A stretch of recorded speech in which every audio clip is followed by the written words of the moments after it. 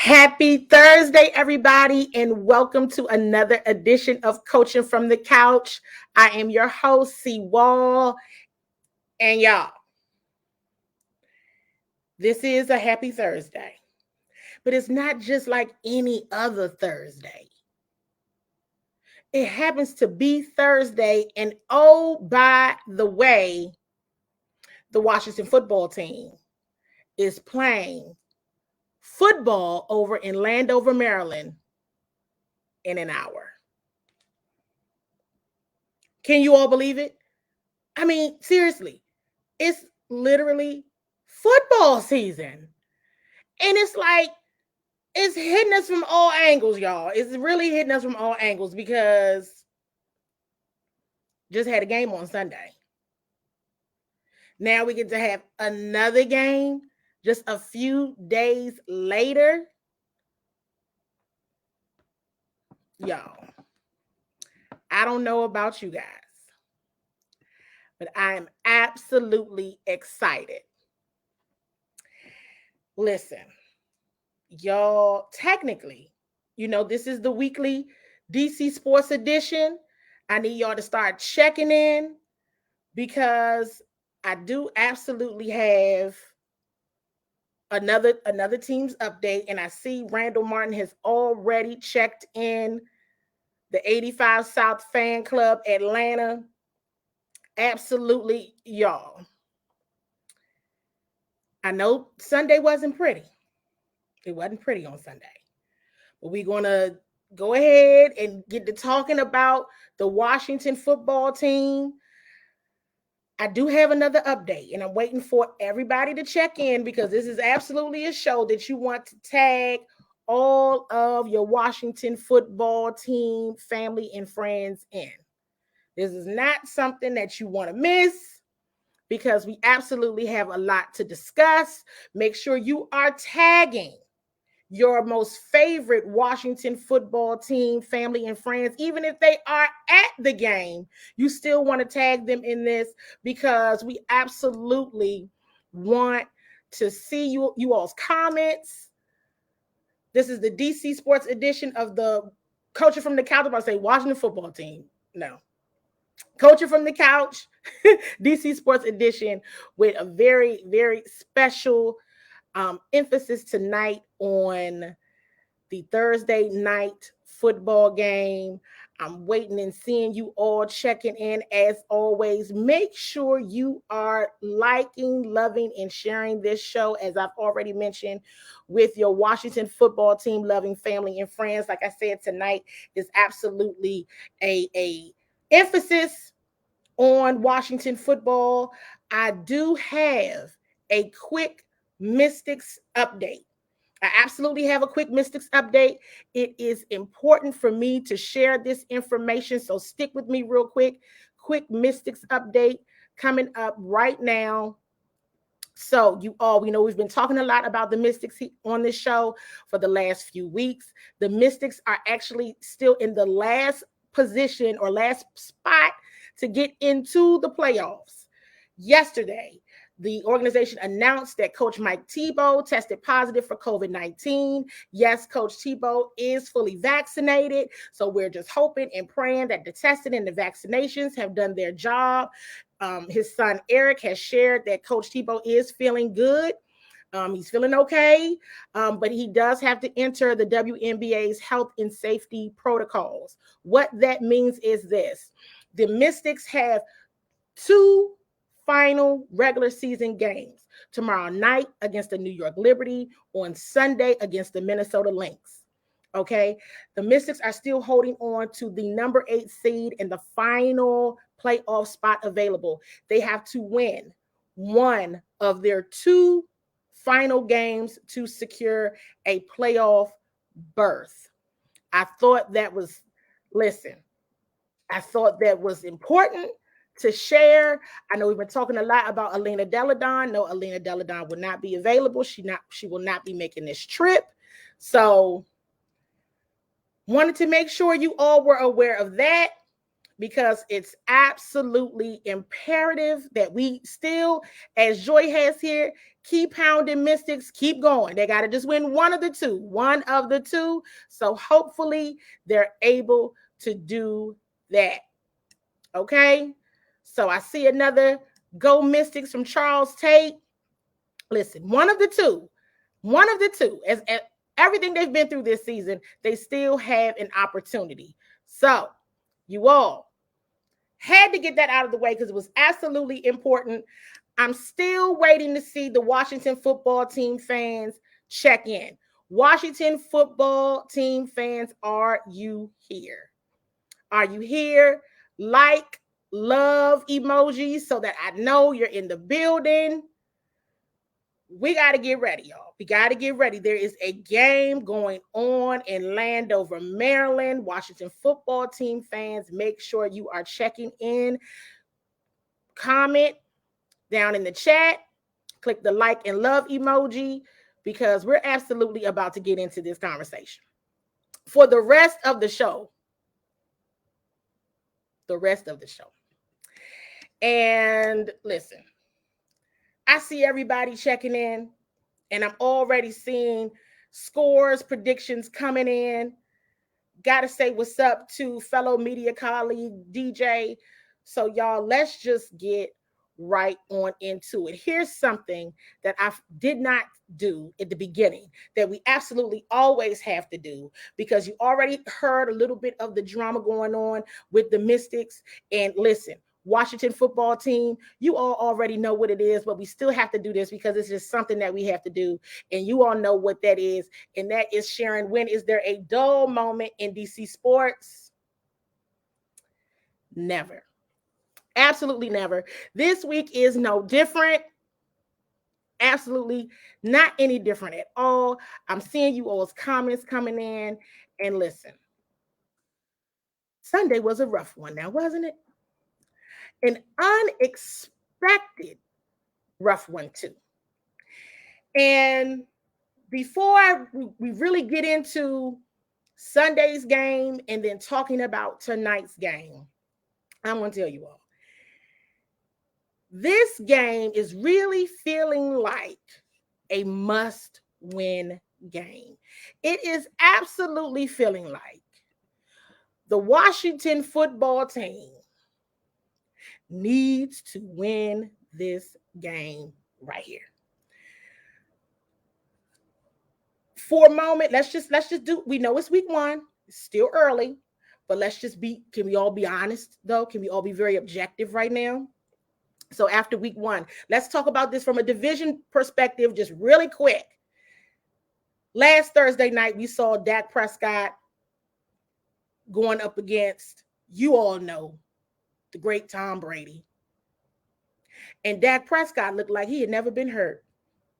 Dak Prescott looked amazing, didn't he?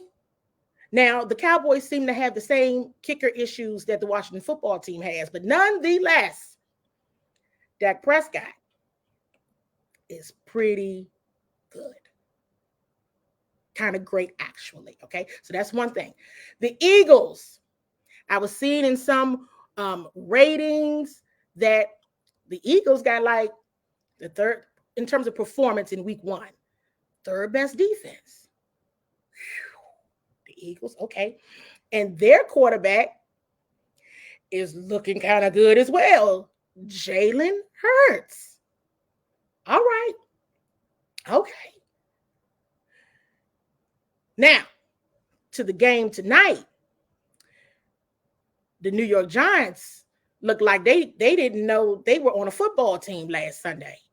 And so that can actually work in the Washington football team's favor. Because if there was another team that looked worse than the Washington football team last week, that would be the New York Giants. Absolutely would be the New York Giants. So that is something positive, actually, that I wanted to share, because I was like, ooh, this doesn't look good at all. However, maybe the New York Giants look so bad, somebody's got to be worse. And hopefully it's them. It's a lot to be said in preparation for tonight's game. But I must know, We're going to play first interaction game of this evening. First interaction game that is something that we all did last year and the season before on Coaching from the Couch is what's your one word? What is your one word to describe your initial reaction to the Washington football team's loss to the LA Chargers last week? What's your one word? Drop your one word in the chat because I absolutely can't wait to see what your one word is. I'm not going to tell you my one word because I don't want anybody to feel swayed or anything. So, what is your one word? And we'll put some of that on the screen. Ooh, y'all coming in. Cameron Mingo, I see you. You were crushed. I see you. Netta Dawson says that was sad. Charles Tate just got a bunch of explicit. It's just bad. Look, I was so disappointed, you all. John Adams, unprepared. Look, I don't know if the moment was just too big or I'm not sure what happened. I don't know. But I kept saying to myself, I don't like this. I don't like this. I'm like, can we turn it off? Because I feel like a do-over is needed. And we're going to get into a bit of that in a moment. You all have probably already seen the news. Now, listen, this is how we should know that there's a sense of urgency on this game because the team is in the white on white uniforms. They're in the white on white, y'all. They said, pull out the heavy artillery. We know when we wear the white on white, things go right. I'm serious. I think they said, bring them out. Help us out.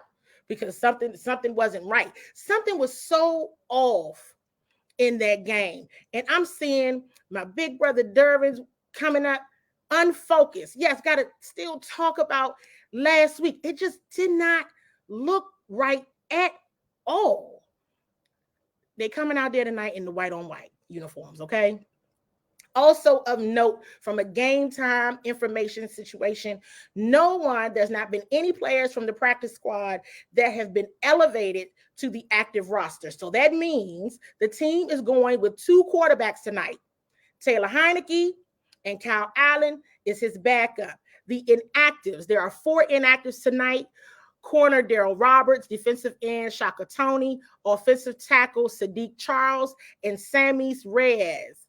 They are all inactives tonight. Okay? All inactives tonight. So let's continue to just recap and go back for a moment on Sunday. So we all know the big news coming out of Sunday, other than the Washington football team lost the game, is that quarterback Ryan Fitzpatrick has been placed on injured reserve. He is expected to miss 6 to 8 weeks. Reports are saying he's not expected to have surgery. So that's a good thing. That's absolutely a good thing. But listen, it's Taylor Heineke time. And I'm feeling like some of you all are happy about that. Listen, at Sunday's game, it was like the crowd erupted when Taylor Heineke got out there. I was like, oh, well, wow.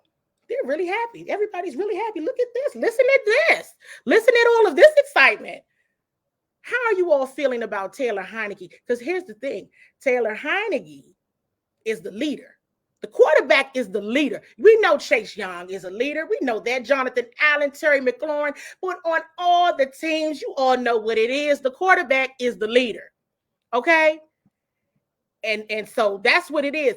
Bernard Plummer was absolutely in the building, and he's letting you all know that the entire energy shifted in the stadium. When Taylor Heineke got out there, I was like, oh, they like Taylor. Listen, I don't know. I don't know what's going to happen. We're going to talk a little bit more about this because we have to actually take a pause.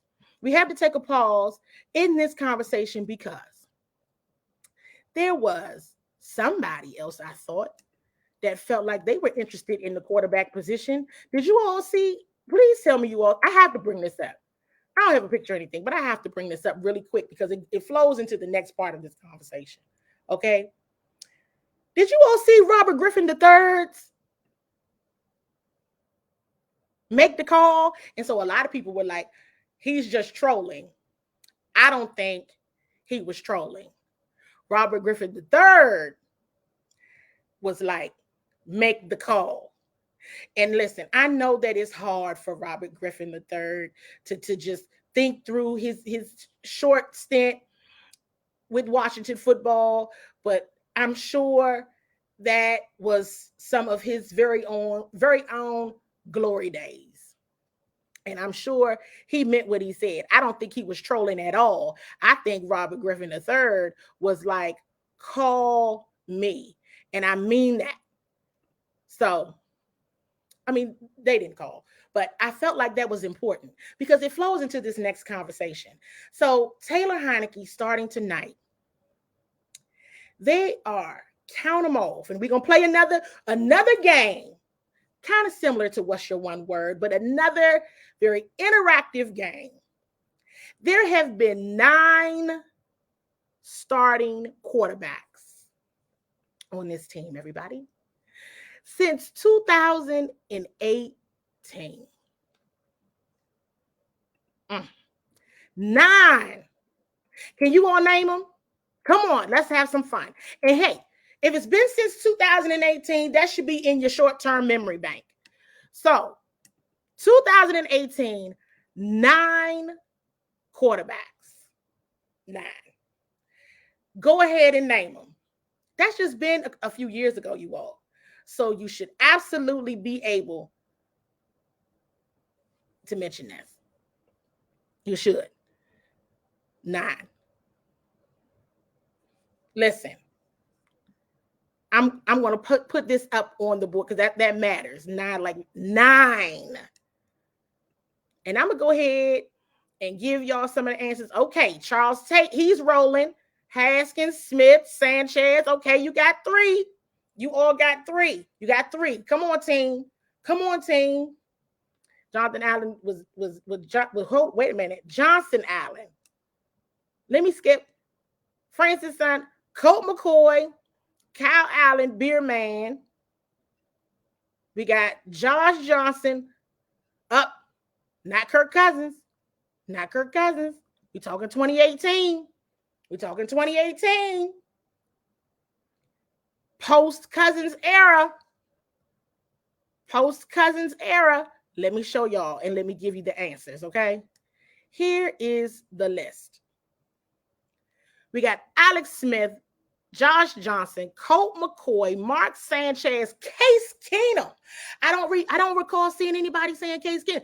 Dwayne Haskins, Kyle Allen, Ryan Fitzpatrick, Taylor Heineke.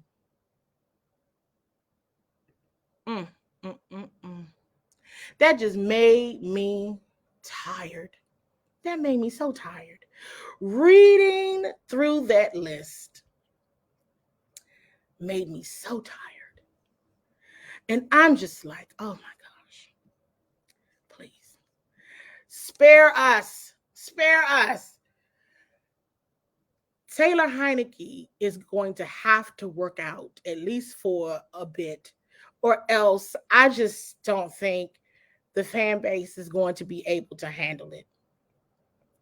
I just don't. I think everybody's just going to they're just going to unravel. That is what I honestly believe and think. It's just going to be too much for the fan base to handle. Here's something else that was shown today. I saw it and I said, oh, Terry McLaurin, just God bless him, and all of his quarterbacks. Look at this. Check this out. Now, you all are going to be floored with this one because I absolutely was floored myself with this. Look at this infographic here from the Washington Post. Terry McLaurin, just drafted in 2019, has caught passes from 7 different teammates during the regular season, tied for the most of all players in that span who played for a single team. He even caught a pass from Logan Thomas. I remember that. Look at this. Dwayne Haskins, Alex Smith, Case Keenum, Kyle Allen, Taylor Heineke, Colt McCoy, Logan Thomas. Wow. Terry McLaurin, can we just go ahead and already say that Terry McLaurin is a treasure? He is simply a treasure. He truly is, because he's been able to adjust and do what he needs to do.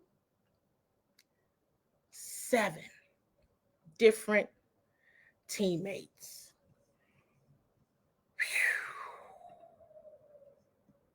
Whew. That's a lot. That is a lot. And I felt really like, as we were preparing the run of show for tonight, and I'm seeing these things pop up, I'm like, there has to be a special emphasis on this quarterback role in position. And it's Terry has already put up with a lot in a very short period of time. So they're going to have to lock that position in. We all know that. We all know how important the quarterback position is. But for tonight, going into this already, week 2, Thursday night, with Taylor Heineke, you all call him the beer man. Let's see what he can do. I want to share a couple of clips that really interested me from his press conferences earlier this week.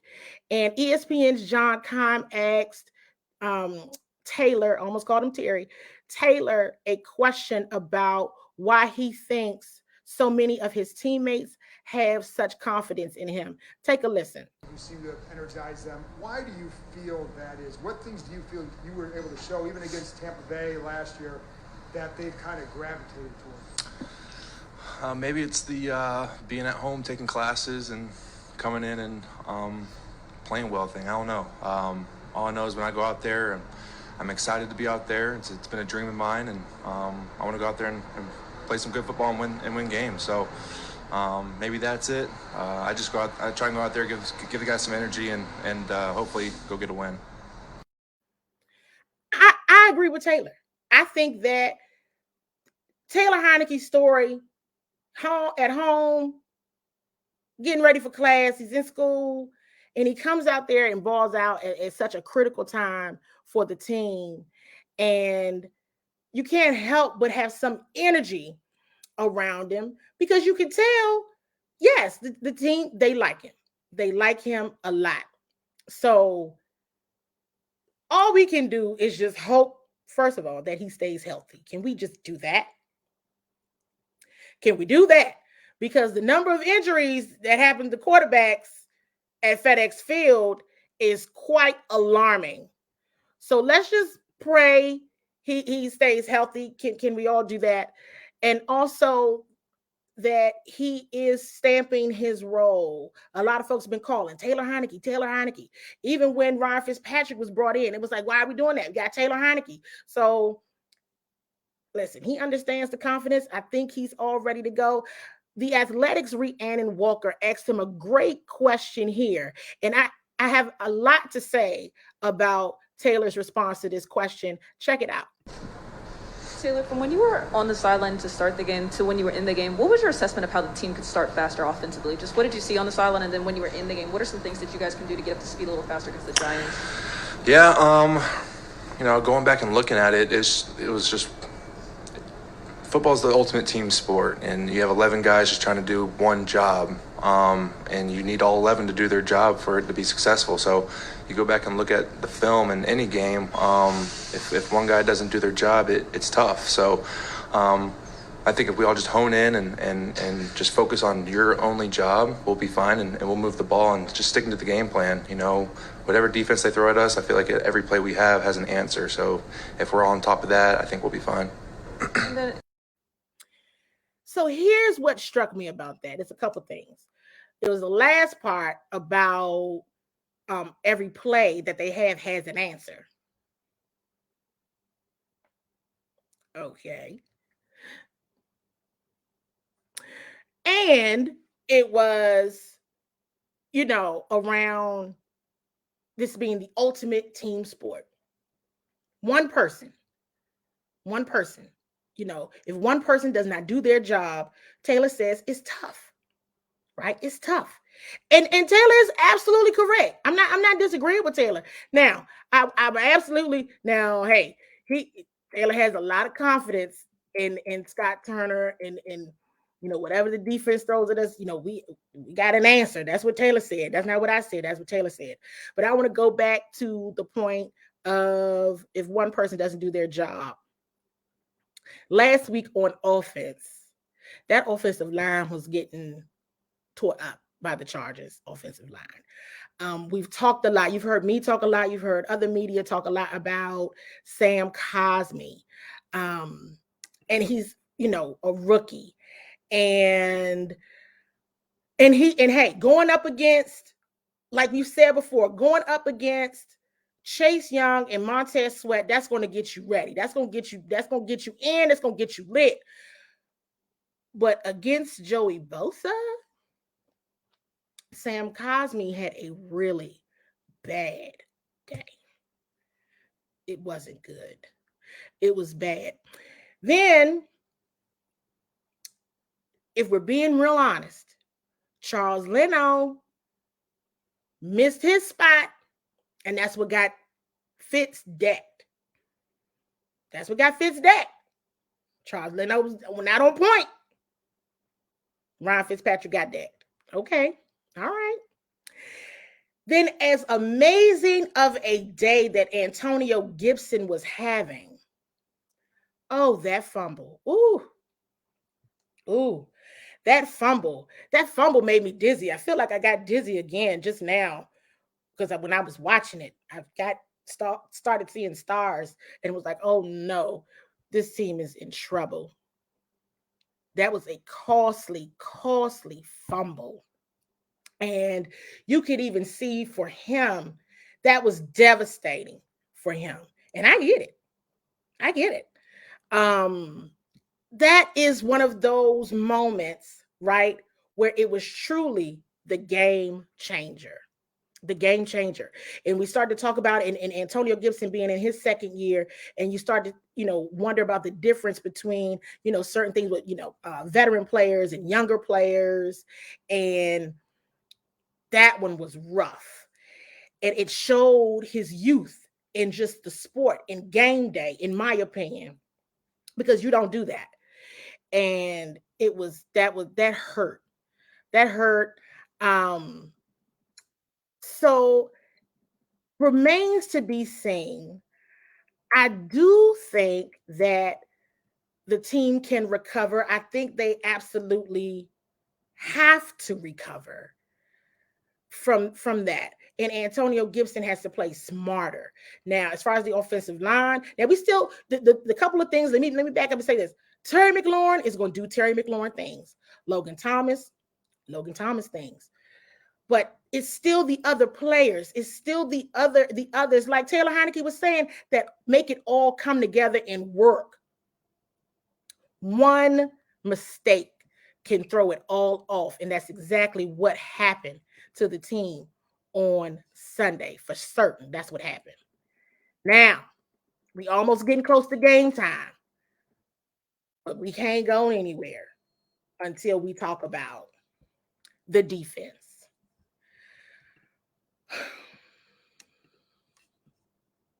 Let me show you something I saw. And I want to share this with you all. It's a couple things. Now look at this. Let me move over so y'all can see it. Justin Herbert's 337 passing yards were the most a Washington defense has allowed since 2019. Washington only allowed 400 plus yards twice on Sunday. Justin Herbert, they put up the Chargers 424 passing yards. I said to myself when I was sitting out there, I said, well, did he turn into Dan Marino? Is it Justin Herbert Marino? What is happening? What is going on here? And I want to throw this comment up by Damon. I see your comment here. The defense played overconfident. I couldn't figure out what it was. I said to myself, I said, did the hype get them? Like, did they get stage fright? What was that? And hey, we've been talking about the linebackers for a long time. They're bad. I just had to come out and say it. And maybe it's because I'm hungry and I was cooking earlier because we're going to do this whole game thing. Everybody who's at home, me included, because I'm home. So I'm at the CWall studios. So I'm like, I need to eat. But listen, I couldn't even help myself. I had to come out and just say it. They're bad. They're not good. They're not good at all. And so I think that is, it just was apparent on Sunday. And I want to show this comment here from Melvin, and that is the defense is overrated. Played second and third string quarterbacks last season. And I'm like, see, that right there is my worry. It is. And I might skip around a bit because I feel like I had something else to show you all. And I think I did. While I show this to you all, I'm worried that this team is about to be exposed. And when I say that, I'm saying it in a way because remember last season, right? Pandemic year, Dallas lost Dak. The Giants lost Saquon Barkley, but the Giants still beat Washington, right? I mean, Daniel Jones is 4-0 on the Washington football team. Let's just say that, right? The Eagles were going through their own quarterback coach drama. So it's really like, ooh. Now it might be abundantly clear that yes, that was the Washington football team was the best of the worst division in the league, absolutely. But furthermore, you can be the best of the worst if you truly are the best of the teams in the division. What I think is about to happen if they don't course correct in a major way, starting tonight in a few minutes, just everybody's gonna know, oh, please, they not all that good.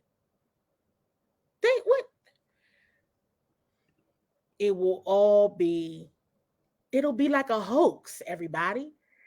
And that just makes me sad. You know, hey, the defensive line, I just was like, well, what are they here? Why is it so quiet? The secondary, okay. Cameron Curl made some plays. I think I saw Landon Collins a few times. Good Lord, Benjamin St. Juste, God bless him. He had a bad day. His day was about as bad on defense as Sam Cosmi's day was bad on offense. And the rookies just did not have a good day at all. And I felt bad for them. I really did. I was like, ooh, welcome to the NFL, sons. Welcome to the NFL, nephew. I mean, hey, that's just kind of how it is. So they better do something because the reputation is on the line. It will feel like it was all a hoax. It will. So let's hope that it's not, because that would be upsetting, to say the least. To say the least, everybody. Now, as we are getting ready for this game, we got to do something that we used to love to do on the show, and that is absolutely, what are your bold predictions? Bold predictions for tonight's game against the New York Giants. Please put your bold predictions in the chat. Let's see what happens. I really want to see what happens. I want to see if your bold predictions are accurate. So, bold predictions, drop them. I already see. Exactly right. Demond, if they lose tonight, because they're not going to get an opportunity to course correct. I mean, last year starting out wasn't all that good either, right? But hey, they're all coming in. Milton, we will finally beat Daniel Jones, please. I would like that to come true. DJ Taylor throws 3 touchdowns, 1 bomb to Diami Brown. Now that's somebody that needs to do something, because last week wasn't good for the rookies. It was bad. Welcome to the NFL, y'all. Here you are. Bernard Wynn Heineke throws for 275, 2 TDs. DeMar, 2 forced fumbles on Daniel Jones. We got another one for Diami Brown. Big game, at least 100 yards and a touchdown. Washington football team win. They need to. They just need to. Because it's like, I don't know who those folks were. And you know what? I want to say this. There's a couple people. I don't know if Dervin is still on the chat, but Elias Wright has been an advocate for Taylor Heineke for a long time now. So for Elias and Dervin, please, Taylor, just show up. Could you please? John Adams says Chase has 3 sacks. Yeah, because Chase was quiet last week. And that bothered me. I said, well, what is it, Chase? Isn't that Chase? Isn't that Chase Young standing right there? Okay, I thought so. He's not doing anything. So, hey, listen. Who would have thought that in week 2 that we would be having this conversation and saying they have to show improve on primetime TV tonight in week 2. But in typical Washington football team, burgundy and gold fashion, here we are. You guys, I want you all to have a lot of fun watching this game. I want you to have a blast watching this game. I want you all to see and feel the improvements that are going to be out there on the team. Let's hope and pray, because I'm being real positive right now. I'm being extremely positive. And I believe it. I believe it. I think they'll win. So let's hope. And you all say hello to my mom, because my mom actually predicted a Washington football team win earlier today. She literally said, "Oh, who are they playing?" I said, "They're playing the New York Giants." She said, "Oh shoot, they're gonna beat them. Oh, they're gonna beat them. Watch." So that I have to share my mom's bold prediction, because I felt like that was important. All right, y'all. It's time to watch the game. It's time to enjoy your dinners, your adult beverages, if you partake in that type of thing, and hopefully just watch this team get a win. Okay? All right, you guys. I know I feel like I'm already tired. They're already wearing me down, but I think it's going to be a good night. You guys stay safe and enjoy the game, and I will see you guys next week.